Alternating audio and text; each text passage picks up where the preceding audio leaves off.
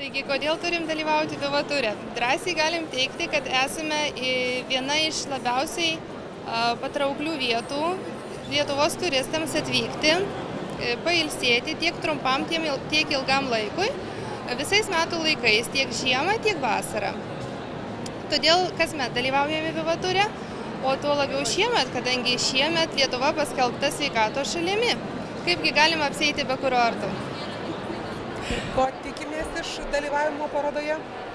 Šiemet druskininkai yra pristatomi šiek tiek kitokią koncepciją negu įprastai. Dalyvaujame kartu su Lietuvos kurorto asociacija ir pristatome visą miestą kompleksiškai viename leidinyje, kad visos paslaugos būtų turistui iš karto po ranka. Kaip visuomet išradingi Aušra ir Taurė, šį kartą atstovaujama šeima yra pačios Aušros ir druskininkus pristatome šiek tiek netradiciškai, būtent kaip Druskos miestą. Tai kas čia per idėja ir kodėl ir kaip sekasi?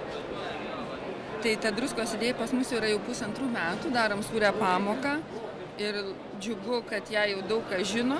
Taip, tai mes iš tos pačios druskelės, kur išgarsino mūsų kurortą, mes darom sūrią pamokėlę. Iš druskos masės drožinėjom, štai dabar ruošiamės užgavėnėms, kad ruošiamės daryti įvairiausias baisaskauskas, kad kuo žiema greičiau įsigastų ir ateitų ilgai lauktas pavasaris. Tai mes tą programėlę darom ir reklamuojam visą miestą, ne tik savo sodybą, ir sūrių šaltinius, sveikatos miestą.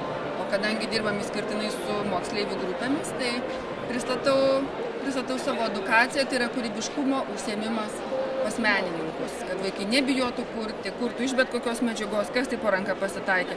Mama daro vokulius, padaryk gražų kulį, padaryk gražų blyną, kūrybiškai suvalgyk obuolį. Mes už kūrybingas šeimas, už kūrybingus vaikus, o tada viskas sekasi gerai. Kaip parodos dalyviai priima būtent tuos sūrius dalykus taip netradiciškai pateiktus? Įdomu, tai va tai, kas netradiciškai, tas patraukia akį, aš jau ne pirmus metus ir Vivaturėje, ir kitose parodose, taip tai yra įdomu, rodai, šneki, aiškiniai ir taip parodos reikia dalyvauti parodose, tai patraukia dėmesį ir kontaktai tik tai čia atsiranda.